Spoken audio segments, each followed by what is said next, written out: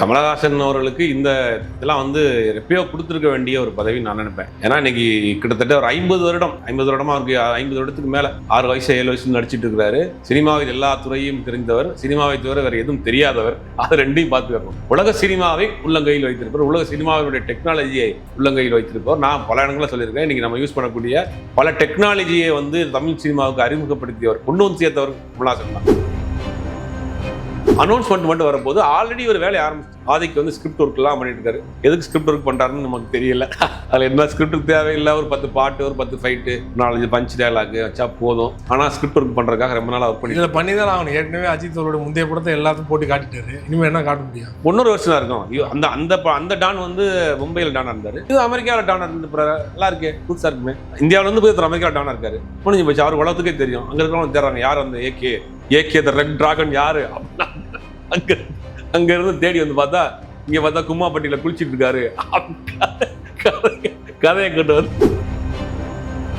படம் பார்த்துட்டாரு. கூலி படத்தை ஃபர்ஸ்ட் ஹாஃப்லாம் பார்த்துட்டு ரஜினி வியந்துட்டாரு அப்படிலாம் செய்தியில் வந்துட்டு இருக்கு. உண்மையிலேயே ரிசல்ட் என்னவா இருக்கு? ரஜினி கூட போனவர் பார்த்து இப்படி சொல்லுவாரு, ரஜினி பார்த்துட்டாரு, படம் நல்லா இருக்கு, உடனே கட்டி பிடிச்சாரு, அந்த புத்தகம் கொடுத்தாரு, உடனே மினி கூப்பர் கார் வாங்கி இவர் வாங்கி போயிட்டாங்க.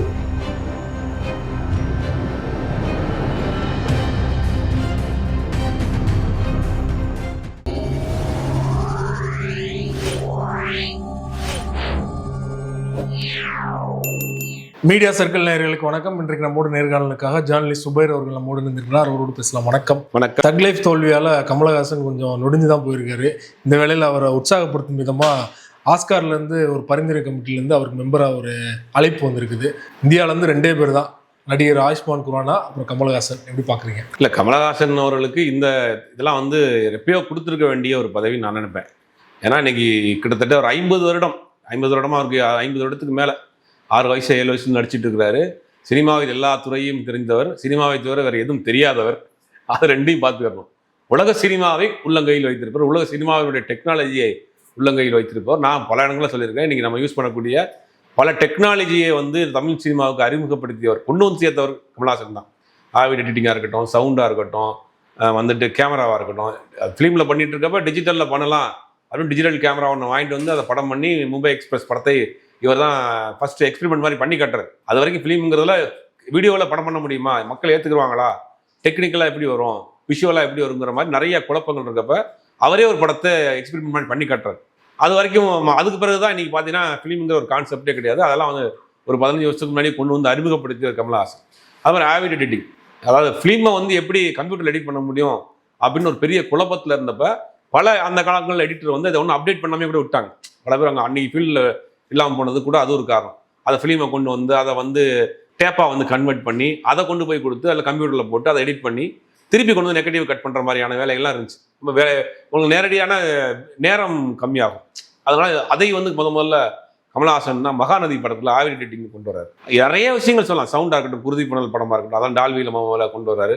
நிறைய என்னென்ன டெக்னாலஜி உலகத்தில் சினிமா சார்ந்து வருதோ அதை முதலில் கொண்டு வந்து இந்தியன் சினிமாவுக்கே அறிமுகப்படுத்துகிறவர் தான். தமிழில் வரும், தமிழ்ல இருந்தால் மற்ற மொழிகளுக்கு போகும். அப்படி சினிமாவை தன்னுடைய வாழ்க்கையாகவே கிட்டத்தட்ட ஒரு 60 வருஷம், ஒரு வயசுல 5 வருஷத்தை கழிச்சுங்க, 6 வயசுல 6 வயசுல வந்துருப்பார். களத்திற்கனமாவில் ஆரம்பிச்சது இன்னைக்கு தக் லைஃப் வரைக்கும் பார்த்தீங்கன்னா ஒரு நீண்ட பயணத்தில் நடிகர், தயாரிப்பாளர், இயக்குனர், எழுத்தாளர், டான்ஸ் மாஸ்டர், இப்படி எல்லா கிராஃப்டையுமே பெர்ஃபெக்டாக பண்ணக்கூடிய ஒரு நபர். அவருக்கு பேரே ஆஸ்கார் நாயகன். எப்பயோ ஆஸ்கார் கிடைச்சிருக்கணும்னா ஒரு படங்கள் ஆஸ்காருக்கு நாமினி ஆகி வந்துச்சு. அதெல்லாம் கூட என்னன்னா அது ஒரு நாளோட போயிடும். இன்னைக்கு ஆஸ்கார் விருதுகளை தேர்ந்தெடுக்கக்கூடிய ஒரு கமிட்டியில அவரை போட்டிருக்கிறாங்க அப்படிங்கிறது உண்மையிலேயே இந்தியாவுக்கே ஒரு பேர். தமிழனுக்கு பெருமை, ஒரு இந்தியனாக இந்தியனுக்கு பெருமை. கிட்டத்தட்ட 543 பேர் உலகம் முழுவதும் தேர்ந்தெடுக்கப்பட்டிருக்கிறாங்க. அதில் இந்தியாவிலிருந்து 2 பேர், அது சவுத் இந்தியாவிலிருந்து ஒரே ஒரு நபர் கமலஹாசன் மட்டும்தான் அது அந்த கமிட்டி மெம்பர். இனிமேல் இவரும் உலகத்தில் உள்ள படங்களை எல்லாம் பார்க்க போறாரு. யார் உலகத்தினுடைய சிறந்த டெக்னீஷியன் தேர்ந்தெடுக்கக்கூடிய குழுவில் கமலுக்கு ஒரு அங்கீகாரம் கொடுத்துருக்காங்கன்னு உண்மையிலே வரவேற்கத்தக்க விஷயம், பாராட்டக்கூடிய விஷயம். இதெல்லாம் ரொம்ப லேட்டாக கிடைச்சிருக்கு. இந்த மாதிரியான அங்கீகாரம்லாம் ஆஸ்கார் வாங்குறது, விருதுகள், அவார்டோட பெரிய அங்கீகாரம். ஆஸ்கார் அவார்டு கொடுக்கக்கூடிய இடத்துக்கு போயிட்டா இருப்பார். உண்மையிலேயே பெரிய அங்கீகாரம். ஆஸ்கார் வாங்கியிருந்தா கூட ஒரே நாளில் போயிருக்கும். நீ ஆஸ்கார் கொடுக்கக்கூடிய ஒரு ஜூரி கமிட்டியில் ஒரு இந்தியா சார்பில் 2 பேர்ல ஒருத்தராக போயிருக்கிறாருங்கிறது உண்மையிலே பெருமையான ஒரு விஷயம். இப்போ ஆயுஷ்மான் குரானா அவருமே பார்த்தீங்கன்னா அவர் நல்ல நடிகர் இல்லையா, அவருமே இதில் செலக்ட் ஆயிருக்கு. ஆமாம், அவரும் ஒருத்தர் செலக்ட் ஆயிருக்காரு. அவர் நார்த் இந்தியாவிலேருந்து ஒருத்தர் பண்ணியிருக்காங்க, நார்த் அண்ட் சவுத்துன்னு செலக்ட் பண்ணியிருக்காங்கன்னு நினைக்கிறேன். அதனால வந்து அவர் நார்த் இந்தியாவில் அவர் கொடுத்துருக்காங்க. சவுத் இந்தியாவில் வந்து கமல்ஹாசன் அவர்கள் கொடுத்துருக்காரு. கமல் வந்து அடிக்கடி போயிட்டு வரக்கூடியவர் தான். அமெரிக்காவிலும் இந்தியாவுக்கும் பாதி நாள் அங்கே 6 மாதம் அங்கே 6 மாதம் இங்கே தான் இருக்கிறாரு. இது வந்து ஒரு இந்தியாவுக்கே ஒரு பெரிய அங்கீகாரத்தை வாங்கி கொண்டு கொடுத்துருக்காரு. இது சொன்ன மாதிரி தக்லைஃப் படத்தினுடைய ஒரு தோல்வி அப்படிங்கிறது அவருக்கு இந்த ஒரு ஆறுதலை கொடுத்துருக்கு. தோல்வியையும் தாண்டி அவரை இந்த அளவுக்கு ட்ரால் பண்ணுவாங்கன்னு எதிர்பார்த்துக்க மாட்டார் இல்லையா? ஏற்கனவே வந்து அந்த படம் இந்தியன் 2லயே உங்களுக்கு அந்த மாதிரி ட்ரால் ஆயிடுச்சு இல்லையா? அதுக்கு இந்தியன் 2 ட்ரால் ஆனதுக்கு அவர் இயக்குனர் ஒரு காரணம். இந்த படம் ட்ரால் ஆனதுக்கு யாரு காரணம்? ஒரு நடிகரை தாண்டி கிரியேட்டராகவும் ட்ரால் பண்ணப்பட்டது அவர் பெரிய. ஆமா ஆமா ஆமா, கிட்டத்தட்ட அது திரைக்கதையும் திரைக்கதை 2 பேர் சேர்ந்து அந்த படத்துக்கு எழுதிருக்காங்க தக்லைஃப். அது ஏதோ ஒரு சம் மிஸ்டேக், 2 பேருக்குள்ள கோஆர்டினேஷன் இல்லாமல் இந்த படம் வேற மாதிரி போயிடுச்சா, யார் 2 பேரும் ஒத்த கருத்தோடு இந்த படத்தை பண்ணலையாங்கிற மாதிரி இன்னைக்கு வரைக்கும் அது விமர்சனமாக கேள்விக்குறியாக தான் இருக்கு. இது ஒரு அங்கீகாரமான ஒரு விஷயம் கிடைச்சிருக்கு. இப்போ தான் எம்பி அவர் ஆயிருக்காரு. அதுக்கு பிறகு இந்த பதவியும் கிடைச்சிருக்கப்ப அவருடைய இந்த வயதில் இந்த ஒரு பதவிங்கிறது உண்மையிலேயே ஒரு பெரிய விஷயம். அஜித் அவர்களுடைய மேனேஜர் சுரேஷ் சந்திரா சமீபத்தில் ஒரு ட்வீட் போட்டிருந்தார். AK-64 கம்மிங் சூன் அப்படின்னு போட்டிருந்தாரு. ஏற்கனவே கிட்டத்தட்ட உறுதியாயிருச்சு படப்பிடிப்பு யார் தயாரிப்பாளர் யார் இயக்குனர் அப்படிங்கிறது. அவர் அஃபிஷியலாக அனௌன்ஸ் பண்ண போகிறாங்க. எப்போ அனௌன்ஸ் பண்ண போகிறாங்க? அடுத்த மாதத்தில் வந்து இப்போ ஒரு மிடில்குள்ளே அந்த டேட் அனௌன்ஸ் பண்ண போகிறாங்க. எப்போ ஷூட்டிங் போகிறோம், டெக்னீஷியன் யார் அப்படிங்கிறத அனௌன்ஸ் பண்ண போகிறாங்க. ஆதித்ய ரவிச்சந்திரன் வேல்ஸ் இது கன்ஃபார்ம் ஆயிடுச்சு. ஆதித்ய ரவிச்சந்திரன் ப்ரொடியூசர் கன்ஃபார்ம் ஆகிறதுக்கு முன்னாடியே அவர் வந்து ஸ்கிரிப்ட் ஒர்க் ஆரம்பிச்சிட்டாரு. ஸ்கிரிப்ட் ஒர்க்கு ரொம்ப நாளாக போயிட்டு இருக்கு. முதல்ல வேற ஒரு தயாரிப்பாளர் டான் பிக்சர்ஸ் பண்ணுறதா இருந்துச்சு. அதுக்கு இன்னொரு தயாரிப்பாளர் ஏஜிஎஸ் பண்ணுறதா இருந்துச்சு. இப்போ வந்து ஃபைனல் பண்ணிட்டாங்க, வேல்ஸ் தான் பண்ணுறாங்க. வேல்ஸ், ஆதிக், அஜித் இந்த காம்பினேஷனில் ஆகஸ்ட் மாதம் இந்த படத்தை ஆரம்பிக்கிற மாதிரி ஒரு பிளானில் இருக்கிறாங்க. அது அஃபிஷியல் அனௌன்ஸ்மெண்ட் வரப்போகுது. அதுக்காக தான் முன்னோட்டமாக ஒரு இது போட்டிருக்கிறாரு. குறிப்பாக வேல்ஸ் வந்து 1000 கோடி ரூபாய் இறக்கியிருக்காங்க. பெரிய பெரிய இயக்குனர் லிஸ்ட்லாம் காலைல போட்டுருந்தாங்க. அஃபிஷியலாக என்னன்னு தெரியல. கிட்டத்தட்ட இண்டஸ்ட்ரியில் இருக்க பாதி இயக்குனர் லிஸ்ட் அதில் இருந்துச்சு. இல்லை, அது ஒரு பிரைவேட் லிமிடெட் கம்பெனி ஆகி வருஷத்துக்கு இத்தனை படம் பண்ணணுங்கிற ஒரு டார்கெட் வச்சிருக்காங்க போல. அது இது வரைக்கும் அவங்க கமிட் பண்ணி வச்சிருக்கிற எல்லாருடைய பேரையும் போட்டுருக்காங்க. அது தனியாக அஜித் படம் வரணுங்கிறதுக்காக அஜித் படத்தை வந்து தனியாக அனௌன்ஸ்மெண்ட் பண்ண போகிறாங்க. அஜித் யார் டெக்னீஷியன் அப்படிங்கிறது. ஷூட்டிங் இப்போ கிடையாது. ஷூட்டிங் வந்து ஆகஸ்ட் செப்டம்பர்லாம் அவங்க பிளான் பண்ணியிருக்காங்க. அப்போ தான் வர்றாரு அவர். அது வரைக்கும் இந்த மொட்டையெல்லாம் அடிச்சிருக்காரு, இப்படிலாம் வளரணும் அப்படிங்கிறதுல அது ஒன்றும் 3 மாதம் 4 மாதம் ஆகும். அனௌன்ஸ்மெண்ட் மட்டும் வரப்போது ஆல்ரெடி ஒரு வேலையை ஆரம்பிச்சிட்டார். ஆதிக்கு வந்து ஸ்கிரிப்ட் ஒர்க்லாம் பண்ணிட்டு இருக்காரு. எதுக்கு ஸ்கிரிப்ட் ஒர்க் பண்ணுறாருன்னு நமக்கு தெரியல. அதில் என்ன ஸ்கிரிப்டுக்கு தேவையில்லை, ஒரு 10 பாட்டு, ஒரு 10 ஃபைட்டு, ஒரு 4-5 பஞ்ச் டயலாக் வச்சா போதும். ஆனால் ஸ்கிரிப்ட் ஒர்க் பண்ணுறதுக்காக ரொம்ப நாள் ஒர்க் பண்ணி தான் ஆகணும். ஏற்கனவே அஜித் அவரோட முந்தைய படத்தை எல்லாத்தையும் போட்டு காட்டிட்டாரு. இனிமேல் என்ன காட்ட முடியும்? இன்னொரு வருஷம் தான் இருக்கும். அந்த டான் வந்து மும்பையில் டானாக இருந்தார். இது அமெரிக்காவில் டானாக இருந்து நல்லா இருக்கே, புதுசாக இருக்குமே. இந்தியாவில் வந்து போய் அமெரிக்காவில் டானாக இருக்காரு. முடிஞ்சு போச்சு. அவர் உலகத்துக்கே தெரியும். அங்கே இருக்கிறவங்க தேடுறாங்க யார் அந்த ஏகே த ரெட் டிராகன் யாரு அப்படின்னா அங்க இருந்து தேடி வந்து பார்த்தா இங்க பார்த்தா கும்மாப்பட்டியில குளிச்சுட்டு இருக்காரு. கதையை கேட்டு வந்து ஜாயின் பண்ணி விட்டுருவாங்க போல. கும்மாப்பட்டியில குளிச்சு எழுந்திப்பாரு. யாருங்க எங்க இருக்காரு? இல்லைங்க ஏகே டிராகனுங்க அமெரிக்காவில் இருக்கிறாருங்க அப்படின்னு கதையை எங்கிட்ட திருப்பி விட்டு கொண்டு போய் போல. இதுக்கு எதுக்கு உட்காந்து மேலே ஸ்கிரிப்ட் பண்றாங்கன்னு தெரியல. நம்மள்ட்ட கேட்டால் நம்மளை விட சொல்லிருக்கா இல்லை. ஏன் சொல்லணும், அந்த அளவுக்கு சினிமாவில் ஒரு பெரிய நடிகராக இருக்கிறவங்களுக்கு கதை தேவையில்லைங்கிற நிலைமைக்கு வந்துருச்சு பாருங்க. அது உண்மையிலே வருத்தமான விஷயம். திருப்பி அவருக்கு ஒரு வாய்ப்பு கொடுத்துருக்காரு. ஓகே, இந்த படத்துலயாவது ஏதாவது பண்றாரா, கதைங்கிற ஒரு விஷயத்தை கை வைக்கிறாரா, இல்ல மீண்டும் அதே பாடியை பின்தொடர்றாங்கிறது. ஒருவேளை இந்த படம் தோல்வி அடைஞ்சிருந்தனா அவர் வந்து தப்ப திருத்திக்க வாய்ப்பு இருந்திருக்கும். அந்த படம் பெரிய அளவுல வெற்றினால வந்து படம் எடுத்த ப்ரொடியூசர் அடுத்து இந்த பக்கமே வரமாட்டேன்னு ஓடி போயிட்டாவில். பின்னங்கால் பெரடி அடிக்க ஓடி இருக்காப்புல. அந்தாலும் படம் தமிழ்நாட்டில் இனிமேல் படமே எடுக்க மாட்டேங்கிற அந்த எல்லையில சத்தியம் பண்ணிட்டு போயிருக்கான். தமிழ்நாட்டு எல்லையில வந்து இனிமேல் இந்த ஊருக்குள்ளே வரமாட்டேன் அப்படின்னு. அப்படி இருக்கிறவங்க போய்ச்சிக்கிட்டு படம் லாஸ், இதை வந்து ஒன்றும் நஷ்டம் லாபம். அஜித் ரசிகர்களுக்கு திருப்தியான படம். எப்பயுமே ஒரு படத்துல வந்து ஒரு பாட்டு முடியும், கொஞ்சம் சீன் ஓடும், அப்புறம் பாட்டு வரும், அப்புறம் ஃபைட் வரும். அதெல்லாம் அந்த கேப்பே விடாம கொடுத்துட்டாப்ல. இல்லை, தொடர்ந்து ஃபைட்டு, தொடர்ந்து பாட்டு, பேக் டு பேக். அப்படியே அந்த MP3 சீடியை போட்டு விட்டீங்கன்னா பாட்டு ஓடிக்கிட்டே இருக்கும். அந்த மாதிரி தொடர்ந்து பாட்டு, தொடர்ந்து ஃபைட்டு, தொடர்ந்து பஞ்சு. அப்படியே அதை வந்து அஜித்தை வந்து கொண்டாடுற மாதிரியான காட்சிகள். அப்படின்னோடனே அஜித் ரசிகர்களுக்கு அந்த படம் ரொம்ப பிடிச்சி போச்சு. காமன் ஆடியன்ஸுக்கு பிடிக்கலையே. எல்லாவற்றுக்கும் மேலே பணம் போட்ட தயாரிப்பாளர் பின்னங்கால் பிறடி அடிக்க ஓடி இருக்கா, இனிமேல் தமிழ்நாட்டு பக்கமே வரமாட்டேன் அப்படின்னு. அப்படிங்கும் போது திருப்பியும் அதே வாய்ப்பை கொடுத்துருக்காருன்னா, அப்போ நமக்கு பின்னாடி வரக்கூடிய ஒரு கூட்டம், அவன் நம்ம என்ன படம் எடுத்தாலும் பார்ப்பான், நம்ம ஃபோட்டோவே 100 ரூபா கொடுத்து பார்ப்பான், 150 ரூபா கொடுத்து பார்ப்பாங்கிற ஒரு மனநிலைக்கு அஜித் வந்துட்டாங்கிற வருத்தமாக இருக்கு. செலக்ட் பண்ணி வித்தியாசமான படங்கள்லாம் தேடி தேடி பண்ணிட்டு இருந்த அஜித் வந்து ஏன் இப்படி ஆனாருங்கிறது தெரியல.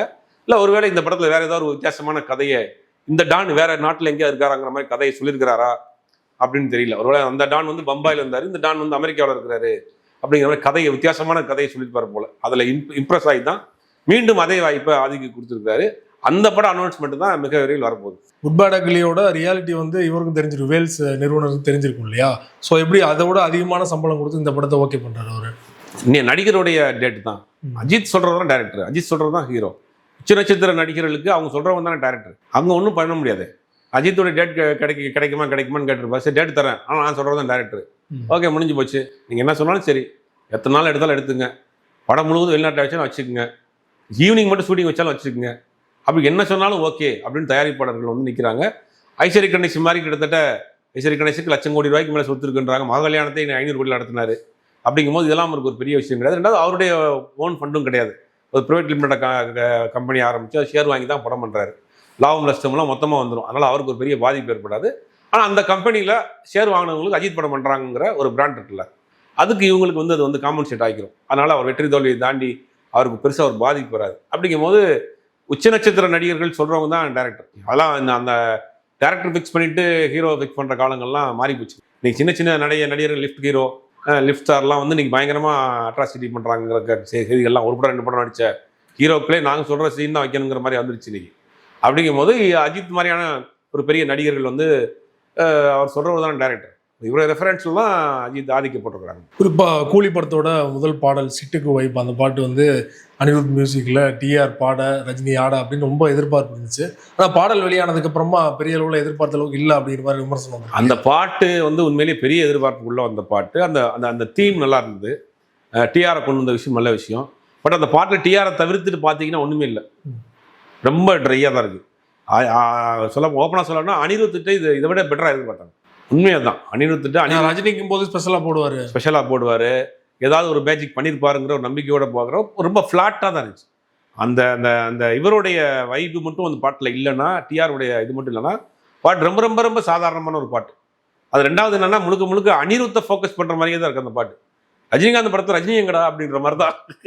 அப்போ மைசூர் போட்டாலும் மைசூர் எங்கடா அப்படின்ற மாதிரி ரஜினிகாந்த் படத்தில் ரஜினியை காணும். ஒரே ஒரு சீட் மனும் அப்படியே சலன் வந்துட்டு போகிறாரு. மீதி முழுவதுமே டிஆரும் இவர் தான் ஆடுறாங்க. டிஆரை பொறுத்த வரைக்கும் சமீபத்தில் உடல்நிலையெல்லாம் சரியில்லாமல் இருந்துச்சு. இருந்தாலும் திருப்பி எந்திரிச்சு வந்து நல்லா அப்படியே ஒரு 40 வருஷத்துக்கு முன்னாடி பார்த்த ஒரு எனர்ஜெட்டிக்கோட இருக்கிறாரு. டிஆரை பொறுத்து டிஆர்னாலே எனர்ஜி தான். அவர் அங்கே இருக்கிற இடத்து பரபரப்பாக்கிடுவாருங்கிற மாதிரி இந்த படத்துலையும் இந்த பாட்டிலையும் வந்து அவர் கொடுத்த வேலையை ரொம்ப சிறப்பாக செஞ்சுருக்கிறாரு. இன்னும் கொஞ்சம் பெட்டராக அனிருத் பண்ணியிருக்கலாம். ஒருவேளை அடுத்தடுத்த பாடலெல்லாம் எப்படி பண்ணியிருக்காருன்னு தெரியல. படம் பார்த்துட்டாரு, கூலி படத்தை ஃபர்ஸ்ட் ஹாஃப்லாம் பார்த்துட்டு ரஜினி வந்து வியந்துட்டார் அப்படிலாம் செய்தியில் வந்துட்டு இருக்கு. ஸோ உண்மையிலேயே ரிசல்ட் என்னவா இருக்கு? அதாவது ஒரு படம் ரொம்ப கிட்டத்தட்ட 500 கோடி ரூபா பிஸ்னஸ் ஆயிருக்கு படம். இது வரைக்கும் வந்து இது தமிழ் சினிமாவிலேயே நடக்காத ஒரு பிஸ்னஸ். ஓவர்சீஸ் மட்டுமே 75 கோடி ரூபாய்க்கு ஐயங்கரன் கருணாமூர்த்தி வாங்கியிருக்காரு. தெலுங்கானா ஆந்திரா மட்டும் வந்து 50 கோடி ரூபாய்க்கு போயிருக்கு. இப்படி பார்த்தோன்னா மொத்தம் 500 கோடி ரூபாய்க்கு படம் பிஸ்னஸ் ஆயிருக்கு. இவ்வளோ பெரிய ப்ராஜெக்டை ரஜினி கூட போனவர் பார்த்தோன்னு எப்படி சொல்லுவார்? ரஜினி பார்த்துட்டாரு, படம் நல்லா இருக்கு, உடனே கட்டி பிடிச்சாரு, வந்து அந்த புத்தகம் கொடுத்தாரு, உடனே எனி கூப்பர் கார் வாங்கி வரைக்கும் போயிட்டாங்க. உண்மையிலேயே படம் நடிக்கிறவங்களுக்கு தெரியும், நடிச்சிட்டு இருக்கப்ப ஓரளவுக்கு தெரிஞ்சு படம் நல்லா வருதா இல்லையா அப்படின்னு ஓரளவுக்கு கண்டுபிடிச்சிட்டாங்க. அப்போ அவருக்கு ஒரு நல்ல கான்ஃபிடன்ஸ் வந்திருக்கு, படம் நல்லா வந்திருக்கு அப்படிங்கிற மாதிரி சொல்லியிருக்கிறாரு. இவர் படம் பார்த்ததாகவும் உடனே லோகேஷை கட்டி பிடிச்சதாகவும் அவருக்கு ஒரு செயின் வாங்கி போட்டதாகவும் மீதி கதையை பூரா அவங்க எக்ஸ்ட்ரா போட்டு நீங்கள் ஒரு ஃபுல் பண்ண இதே பில்டை பார்த்தா மற்ற படங்கள் கொடுத்தாங்க. கொஞ்சம் முன்னாடி யோசிச்சு பார்த்தா தெரியும். இப்படியே பண்ணி தான் மற்றவங்க எல்லா படத்தையும் ரிலீஸ் ஆகிறதுக்கு மாதிரி இந்த வேலையை பண்ணுறாங்க. அவர் படம் பார்த்துட்டாரு, இன்னொரு படம் பார்த்து இண்டஸ்ட்ரியிலேருந்து ஒரு தகவல் வருதுங்க அப்படின்றாங்க. யாரா சொல்கிறா அவங்களுக்கு? யாரும் சொல்ல. இந்த மாதிரியான விஷயங்கள் ரொம்ப கான்ஃபிடண்ட்டாக வச்சுருப்பாங்க. படம் ரிலீஸ் ஆகிற வரைக்கும் தெரியாது. ஒருவேளை எல்லா படம் ஃபினிஷ் ஆன பிறகு ஏதாவது ஷோவுக்கு போடுறப்ப யாராவது பார்த்துட்டு வந்தாங்கன்னா ஓரளவுக்கு தெரியும். இப்போ ஓரளவுக்கு அவர் நடிக்கிறப்பே அவருக்கு தெரிஞ்சிருக்கும் படம் நல்லா இருக்கா இல்லையான்னு. அந்த கான்ஃபிடென்ட்ல அவர் சொல்லியிருக்கலாம் படம் நல்லா இருக்கு அப்படிங்கிற மாதிரி. எதிர்பார்ப்பு இருக்கு. உண்மையிலே சொன்னால் படத்துக்கு ஒரு பெரிய எதிர்பார்ப்பு இருக்கு. லோகேஷ் ஏதாவது பண்ணியிருப்பார் ரஜினியை வச்சு அப்படிங்கிற ஒரு நம்பிக்கை இருக்கு. சினிமா தொடர்பான பல்வேறு அப்டேட்கள் கொடுத்தீங்க, மிக்க நன்றி.